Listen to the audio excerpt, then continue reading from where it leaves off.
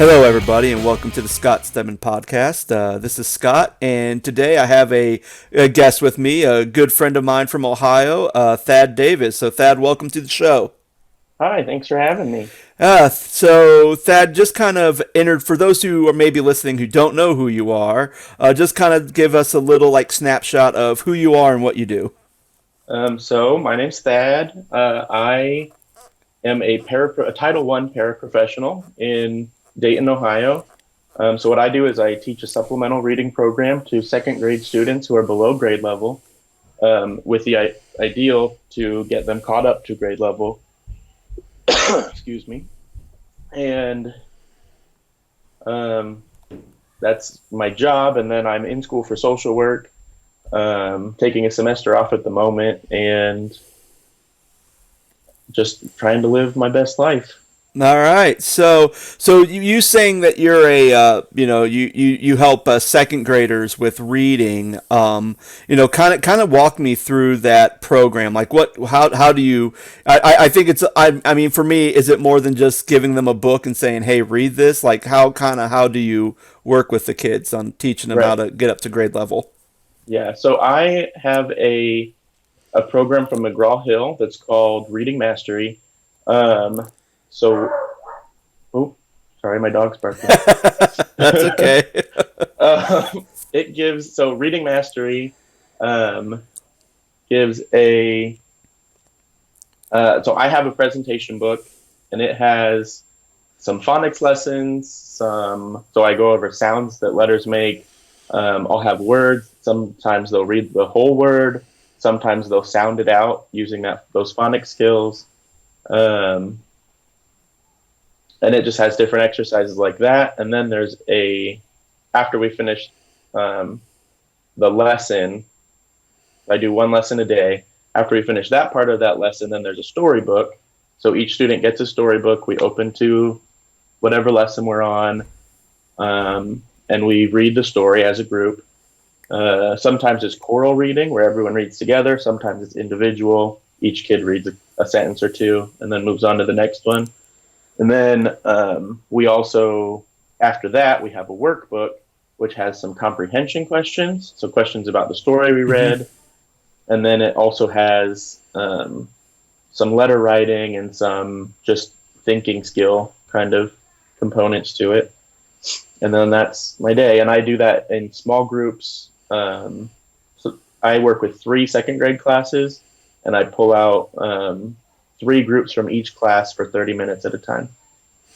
Okay. All right. So that's good. So it seems like you're kind of, in some ways, very hands on with your students. Yes, absolutely. And it gives them that, since it's a smaller group, it gives them a more focused approach than what they get. Because our class sizes are our biggest class is 25 students. Hmm. So 25 students with only one teacher is a lot. But if I have a group of, 8 or 9, I can get a little more focused with them. Okay. Good. Cool. Yeah. So with this, because with everything going on with the coronavirus and with Mm. schools kind of being shut down, and depending on which state you are in, I know in Virginia we're shut down for at least 2 weeks. I think from what I read in Ohio, it's 3 weeks for you Yeah. guys. Mm. So okay, so how is that affecting? So how's that affecting you and your job in the school district that you work in? So the school I work for is a charter school. Okay. So we're closed for 3 weeks starting today, on the order of Mike DeWine, and then he's the Ohio governor. Um, so what we're doing at my school, we get to work kind of independently instead of as a district. We are kindergarten through second grade is doing. They sent home packets, so a big 60-page packet of different worksheets and different stories and things like that for the students to work on at home. Excuse me.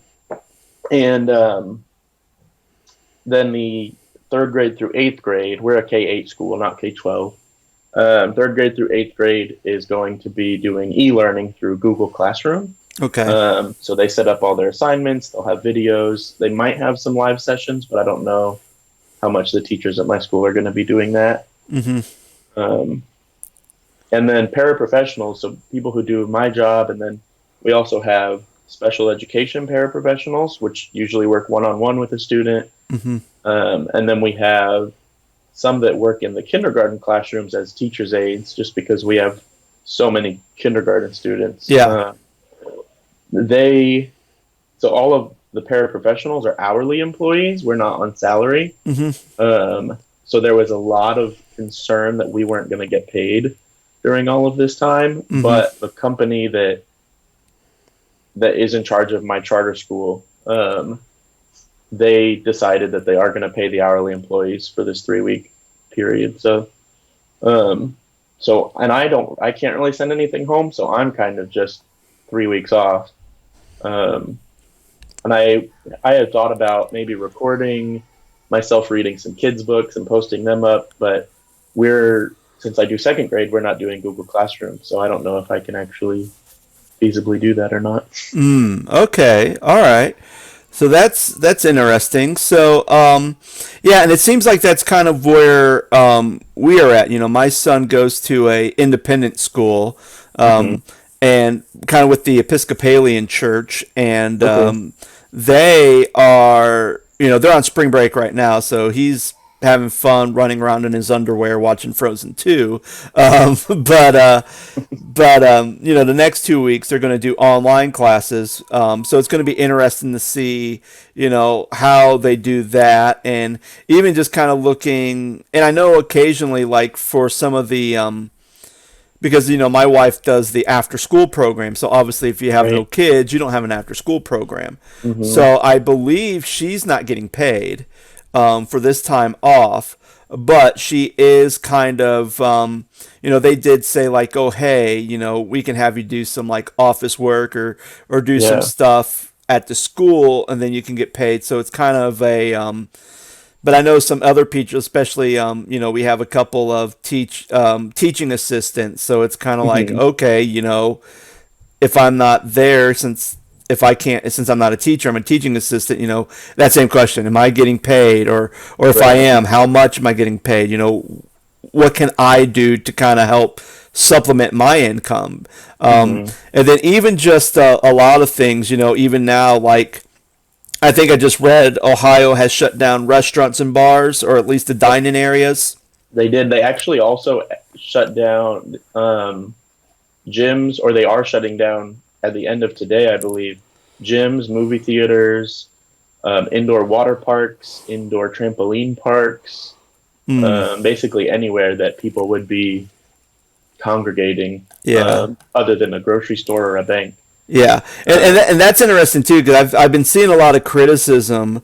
People saying, okay, like you're shutting down, and again, this isn't happening in Virginia, but the Mhm. governor said no more than 100 people.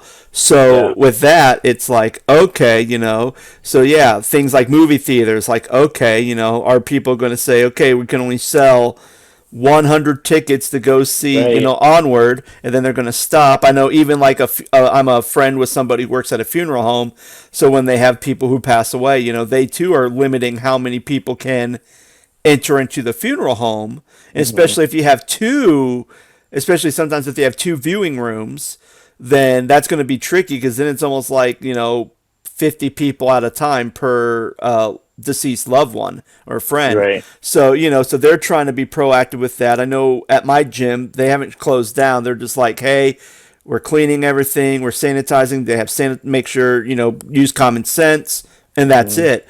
I know for me, like even for me, like as everything was progressing, we hadn't really had any any outbreaks in our community, in our county, really. Hmm. So, and this weekend was supposed to be a youth convention that I was going to over at Virginia Beach. Well, there's two cases, and from talking with, our band, our speaker, the hotel, even the place where we're going to do missions work, everybody was like, "Yep, we're going to go. We're going to do it. We're still good." The two cases, and even talking to public health officials at Virginia Beach, they said, "Well, the two cases, the people knew they had it. They were on a boat. They got off the boat. They immediately went into quarantine." So it's Mm. like, okay, so it's like, well, let's just continue to do it. And then we're figuring out things like instead of going out to a restaurant, we'll go get food, bring it back, stuff like that. We'll pretty much stay in the Right. hotel. We won't go to the aquarium or anything there. And then it wasn't till that evening, because I Mhm. had that phone conversation in the morning. That evening was when, our governor declared a state of emergency. And because of that, everything shut down. Yeah. So that was I mean, for me, it was kind of I don't know how I felt. I mean, I was like, okay, well, if the governor's saying shut down, go ahead. But at the same time, I'm like, but we're being proactive. We had a plan. I didn't. I mean, I think we could have still went, had the event, and maybe things would have been okay. But at the same time, you never know, Hmm. because there's probably going to be that one kid who may be feeling sick, but they're like, "Oh no, I really want to go to convention because it's the one thing I do all year, and I don't want to miss Right. it." You know.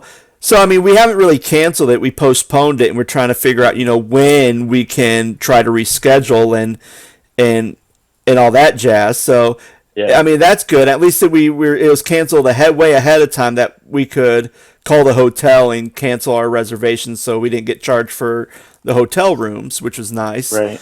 But Mm. I think that even like with that, and even with churches, a lot of times, even in our area, there's a lot of churches who basically said, okay, we're going to shut down. We're not going to have church until after Easter. Some Hmm. churches are like, hey, we're shutting down, but join us online.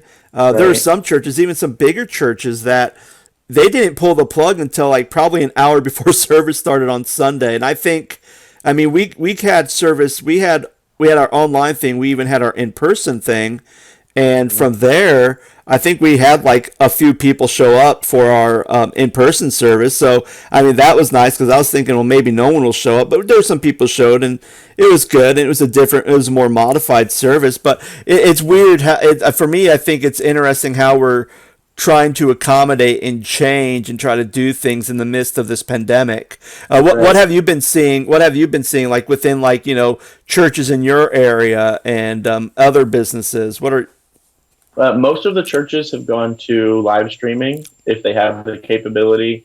Um, or I saw a few that were meeting in person.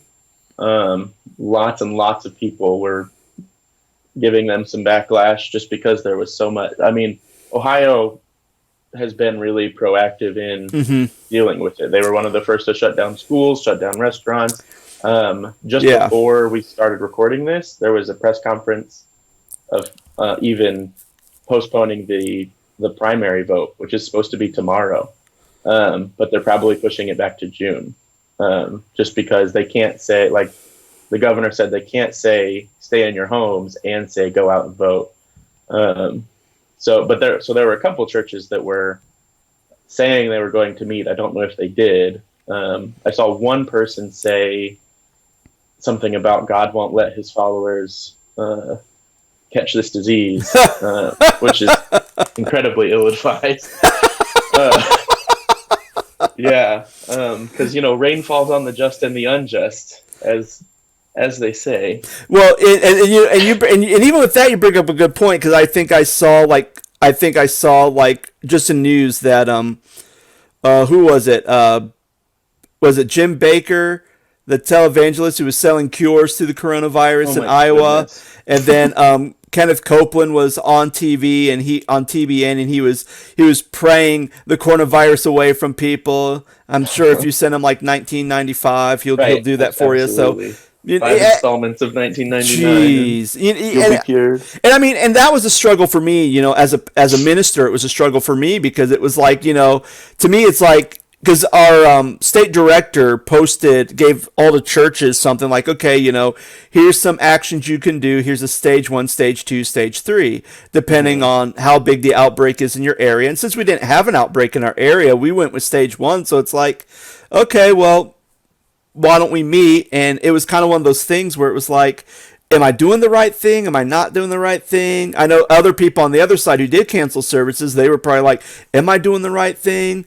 I feel kind of Yeah, bad that I am canceling services, but at the same time, I want to be safe. I was right. in the boat. I was at the thing. It's like, well, I don't want to cancel it. And then, the next couple weeks, we are still not having an outbreak in our area. Things start to dissipate. Um, you know, it was always it Yeah, was a but hard call. right with most churches being majority elderly at this point, um, it's Hmm. just a good move to keep them away, I guess. Yeah, Uh, yeah, as and sad as that is to yeah. cancel a whole service, but And I'm also kind of curious because I've seen because I mean at least for us I have a camera in the back. We have it hooked up to a computer. That's how we live stream. So and it's a HD camera. So we have a pretty good. I think it's not like professional quality. Like I don't have like big $5,000 cameras that are right. filming three different sides of me, but at least it Uh-huh. was good enough. But I've seen people who've tried to do. I think one time I saw one person with their phone doing it, but they had it sideways. But because you need to keep it upright to stream, like the whole entire stream, their Uh, head was sideways. So mhm. it was, or like there's the meme where it's like, oh, Pastor Sunday, and it's like a guy dressed in a suit, but then from the waist down, he's just like in his underwear. It's like Yeah, that's funny. it's stuff like that that's hilarious, and it's like, well, I don't want to be that guy. Like I'll like even though like now I've kind of said we're not going to have in person services. Hmm. We'll just because again the CDC dropped everything from 100 to 50. We had another case not in our community, but in a community next over where like a major hospital is. So it's like, well, I Hmm. know a lot of people, if they have to go to the hospital, they have to go over to Charlottesville. So if they're over Okay. there and there's an outbreak, then, it's just it just makes sense that even though they may be fine, but they could have it on them and bringing it into our community. So Right. let's just be safe. Even like with, I've started streaming online Bible study, Okay. especially for those who, and really I do it for those who happen to miss the study. So then that way they have the opportunity to listen to all the conversations. I know a lot of people, they're like, well, I don't want to be on camera or I don't want people to hear what I have to say. Some people are kind Right. of, but I mean, at least this way, it's like, well, hey, I'll do it. And if you have questions, you just type it in the chat and we'll go from there and kind of put a nip in that bud. Yeah. But the one thing that I thought was interesting, especially with, and this is kind of more of a missional thing than anything with the pandemic, is, as I'm getting service ready and as I'm waiting and I'm kind of taking time and I'm just checking, I'm just kind of seeing, okay, what are other people doing? So I'm kind of looking at like, other people's services to see what they're doing. Hmm. And I notice, and I don't know if you've noticed this too, but I just felt like there was a lot of people who were just sharing, hey, this is where I go to church, and here you can tune in right here, or hey, this is the church I go to. Here, watch our Yeah. live stream. And it was weird because I saw that, and it's like I now finally, for people who I've been friends with, I know where they go to church. I know what Hmm. denomination they're part of because sometimes I didn't know. It's like especially people I went to college with, people I went to school with, a Right. seminary with it, or even people when we worked at camp. I mean, Hmm. a lot of them, probably were in the Church of God, but now some of them are in Right. non-denominational churches. Some of them are probably Methodist now, and it's interesting because I thought about it and I go, I think I've seen more people share and made invitations to join live streams than Hmm. I have seen people who have gone out and made invitations for them to come to church in person. Right. And so I Really was interesting. it's and I mean and I don't and I mean and I don't want to be kind of negative, but I think a lot of that was because, well, people who are going to church every Sunday, I don't think they're sitting in there and playing on their phone and sharing and saying, "Hey, everybody, come join our live Right. stream." They're there to worship. They're there to have a good time, to learn about God, to be fed, Hmm. all that stuff. So they're Right. not going to be on their phone. So I get that part. But then there's also the part of me, it's like, how come, why is it that, is it a cultural thing because we're such in a digital age now? It's easier for me to Yeah. click a share button and have people view my live stream than for me going out and trying to build authentic relationships and then hopefully say, hey, Easter's coming up. You should come and check out our service, man. You should come. Right. I That's what think. I was. Go ahead. No, go right ahead. I'm sorry. That's what I was thinking. Is that it's just about like an ease of access thing.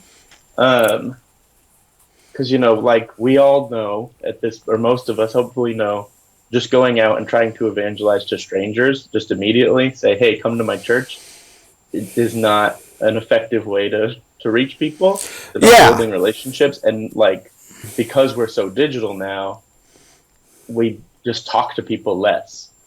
We interact with fewer people in our day to day lives.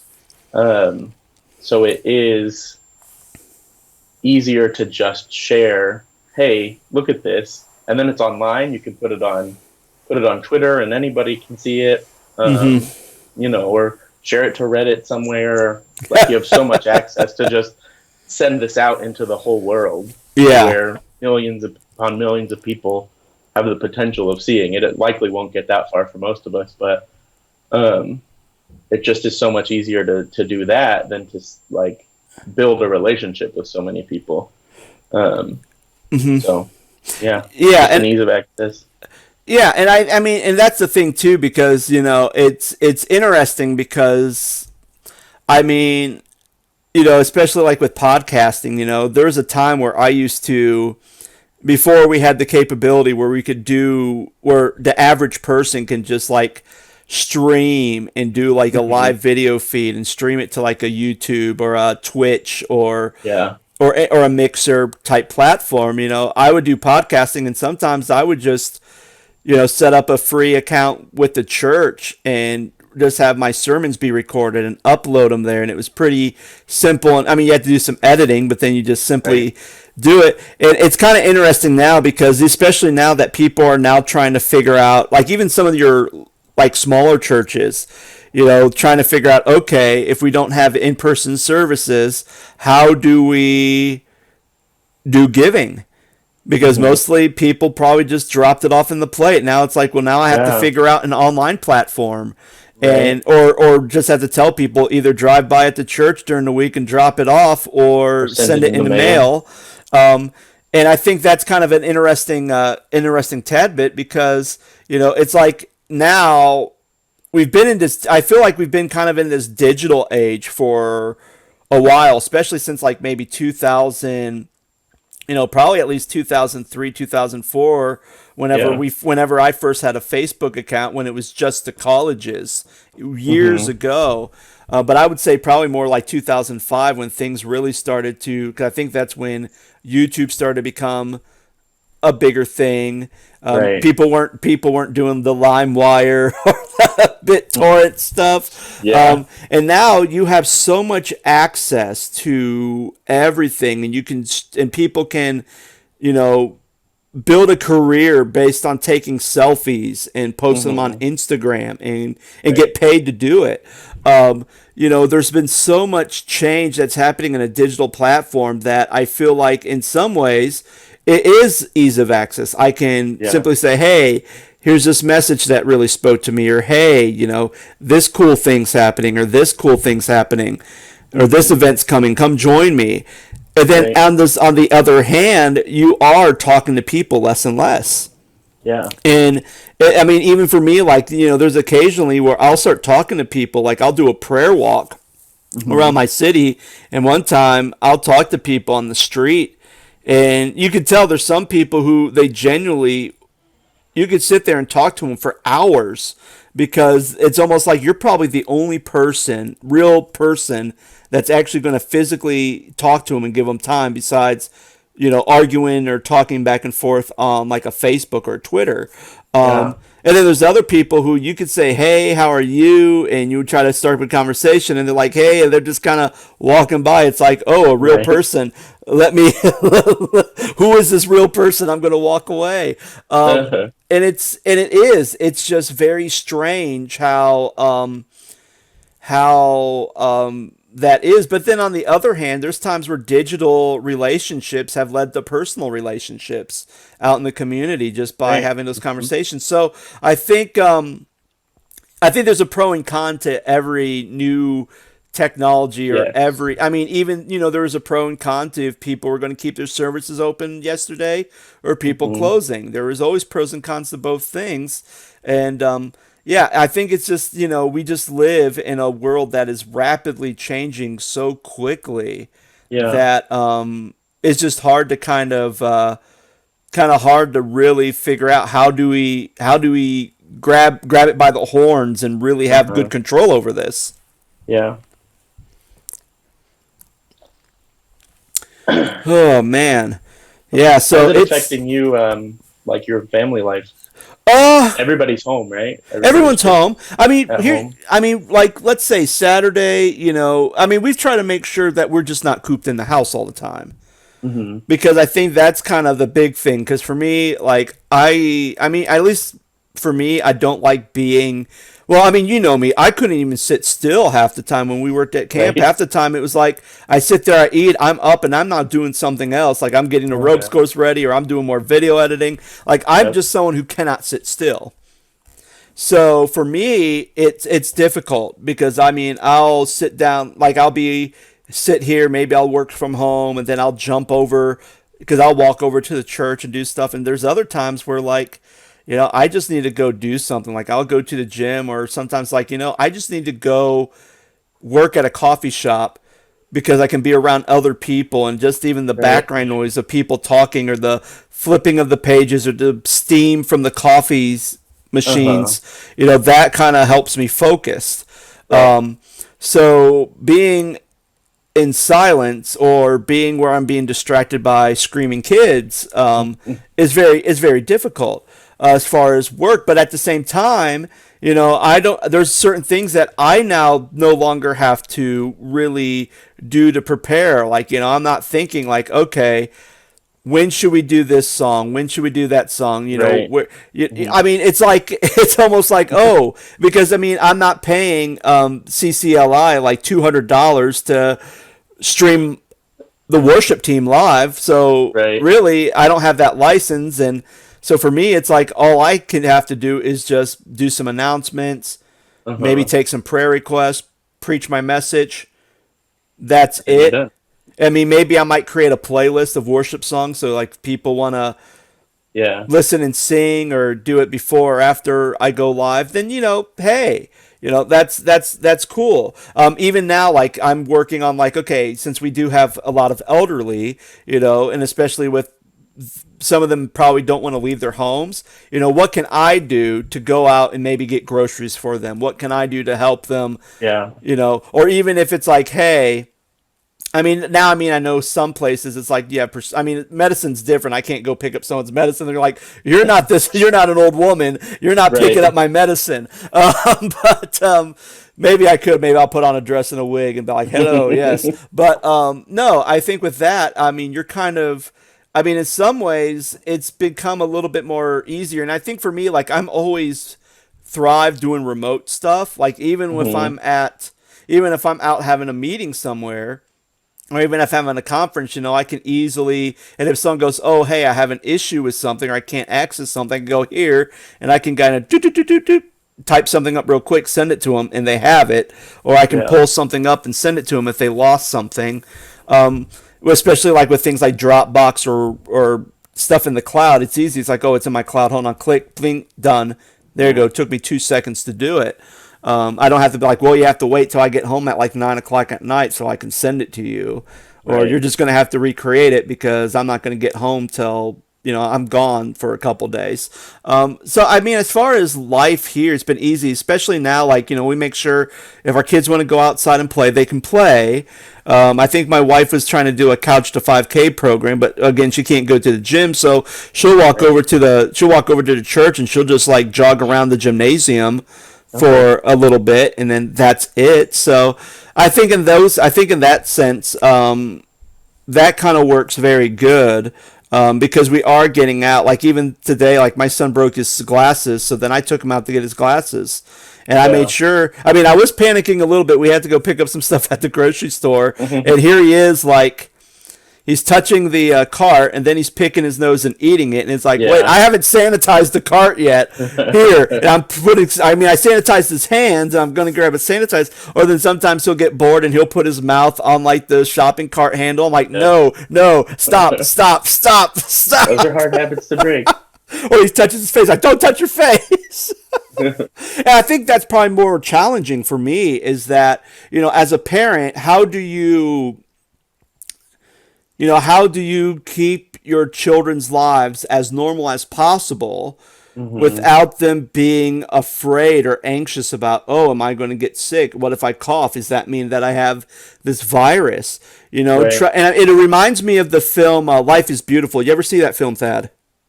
Um, I don't remember. It's okay. It's I can't think of the guy's name now. He's an actor. He was in a lot of Jim Jarmusch's films, and I can't think of his name, but it won an Academy Award. But it's basically about this guy who has his family, or especially he's with his son, and it's Hmm. during World War II, and he's Jewish, so he's in a concentration camp. Okay, I did not see this movie. And I what looked it he up. and I what he have not seen it. does is, as he's in the concentration camp, he kind of plays these like little fun, whimsical games to kind of divert his son from really experiencing the horrors of what's Okay. happening. So the whole entire time, his son has no clue about the concentration. I mean, they know they're in a camp, they know they're in isolation, but to him, Hmm. he's thinking like, "Oh, this is not scary. I'm not afraid because my dad's just kind of doing these weird, crazy things Yeah. to kind of negate all the fear that's happening." And I feel like that's kind of like where I am at. I'm just trying to like, even I wished the new Animal Crossing game for the Switch Hmm. came out last week, because it's, me and my son could be like, okay, here, let's create an island, let's go Yeah. do some fun stuff. We can get lost in this digital world for a little bit. Uh-huh. So for me, I mean, even now I have a teen who keeps messaging me, "Hey, can we play Fortnite? Can we play Fortnite?" It's like, dude, I don't really play Fortnite, but I just kind of updated my software just so I can play with you. But you do know Yeah. I work, right? It's like I know the whole world shut down, but I still have to work. I'm not going to just sit around and think like, oh, I'm just going to sit around, drink sweet tea, sit on my front porch, and watch cars Yeah. go by for in a week and not did anything done. So, I mean, I think for us, we're kind of handling it well. I mean, it's going to be interesting when school starts back up and he has to Mm. sit there and do online classes. I think that's going to be the more difficult part in seeing how our son responds to that, especially when he wants to play with his sister, and his sister is not even in preschool yet.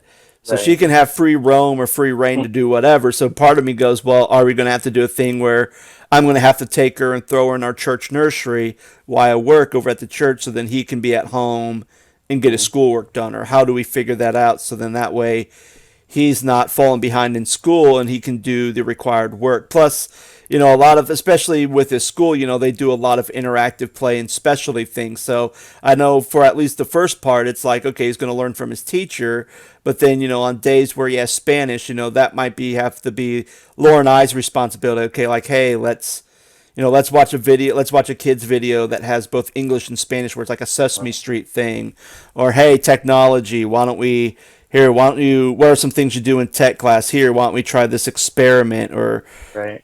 Or here, why don't you go on Google and we'll put the safe search to super strict and say, hey, kind of see what you can, what information can you find about Kermit the Frog, and have them just kind of type stuff in and learn how to. Yeah. So I think, and I mean, even now, like I've seen, like abcmouse.com has it's their subscription members are free now for duration school's out, so you can get access to a lot of this cool stuff. Plus, my son, he has a Kindle, so we have the kind of the Kindle free time, so he has Okay. access to a lot of books. And I mean, my son loves to read, so for him, he'd rather sit and read than play a electronic game on his Kindle. Yeah. So for me, it's like, okay, that's cool. Or sometimes he wants me to read him books, so I'll do that. Or even like, hey, let's go bake and even do math. Like, okay, let's fill the water up to 1 cup, and try to do stuff like that. So we can kind of keep it interesting. So it's almost kind of like a homeschool thing in some ways Okay. where, again, I don't know. I mean, I'm not. So if you're listening to this and you homeschool and I'm not explaining exactly what homeschool is, please don't take offense to it because I'm ignorant when it comes to homeschool. But I Okay. think at some ways it's trying to figure out how you can do stuff with your kids. That's kind of, I And so, think how that. are you kind of, especially with you, how are you kind of coping with, and even your sister, how are you guys kind of coping with being in isolation? We're doing okay. I am having more trouble with it than she is. Mm. I am a big time extrovert. I use socialization as a coping mechanism for stress and Hmm. um, like for real, basically any emotional problem. I'm just like, well, let me go hang out with some friends and I'll feel better. Yeah. And And now I'm I in this, can't and I'm really, in the same boat with you. That's how I am. So, yeah. So I can't do that quite so much now. So it's been kind of tough, and like just the anticipation of it. I mean, on Friday night when I got home from work, knowing that the next 3 weeks my days will be spent not going to work, and I won't have that routine and that chance to get out of the house, like guaranteed chance to get out of the house every day. Um, that was enough to like make me feel stir crazy mm. just Friday night. Um, I have calmed down a little bit since then, and um, have been able to, walk my dog to get out, and I went grocery shopping on Sunday, and um, when we had a board game night at a friend's apartment yesterday, just four of us. So that was all good and fine, and but yeah, I get stir crazy really easily on days that school was canceled. We had three cancellations because of weather this year so far, and on any of those, I would leave the house for about 4 hours, um, go sit at a restaurant or at a coffee shop or something like that, um, and just sit and kind of be around people and talk to strangers. Um, yeah, and just be out. But now that is not so much an option. Um, so it's just, I'm going to find other ways to deal with this and find Mm. hobbies to fill my time and maybe learn some new skills, or maybe I'll binge watch some shows that I haven't seen and play some video games. I'm hoping to get Animal Crossing. I didn't pre-order it or anything, Oh, but see, I pre-ordered it, so I'm guaranteed getting it. right. And I mean, I already, could, yeah. and I've already had some friends say, "Hey, here's." I guess they might have pre-ordered it through, or they bought the Nintendo Switch Animal Crossing thing, so they can kind Okay. of already go in and kind of create their passport and everything. So like, here's Yeah. my friend's ID. I'm like, all right, cool. I'll add you. Yeah. I figure if I can't go somewhere and get it, I'll just get the digital version. So, Yeah. um, And that's even nice too. The fact that you can now download a digital game on your right. and even pre-order it digitally, and then Yeah. at And then when it just hits have it midnight, and it ready. kind of preloads. So right when midnight hits, you can just boop play it right then Uh-huh. and there. It's amazing how technology works so quickly now. It Um, really is. all right. Well, I think that's it for us. But yeah, definitely, I think, in the same way, just be proactive, do your part to keep everyone safe. But at the same Yep. time, don't feel like that you have to be locked in a cave. Feel like, walk around your house a couple of, go in the backyard. I mean, you're Right. probably living in an apartment. I'm not sure where you're living at, We're in Thad, a but house. okay, you're in a house. Yeah. So, you can even go out in the backyard and just Uh, scream, go back in. scream into oblivion and At least it's not like at least we're not like to the point where it's like Italy where people are really confined, so people are right. like singing songs out their windows. Yeah. Yeah. All right. Well, Yep. Thad, thank you so much for joining us, joining me Thank on you this for having me. podcast. Yeah, definitely. And again, guys, thank you so much for listening. Feel free to like, share, and subscribe to the Scott Stedman podcast. You can find us on Apple Music. You can find us on Spotify, Google Play, anywhere where you can access a podcast. You'll probably find me. Also, you can follow my website, thescottstedman.com. I will post information up there as well. And again, guys, I think a couple weeks ago, none of us could ever have imagined that this would be our lives. But hey, stay diligent, stay strong, and we'll get through this together. All right, And guys, wash your thank you. hands. And wash your hands. And don't cough in people's faces. And I just saw an article, if you have a beard, which I've been growing out my beard the first time in years, I've actually started to grow out my beard. Ooh. They're saying, you must shave your beard because you could contain the. I'm like, oh, great. And so I might have to shave my beard now, so people aren't like. But the only person who's really eating my beard is me. So Right. when it gets too long. Anyway, guys, thank you so much for listening. Have a great week, and I'll talk to you soon. Bye.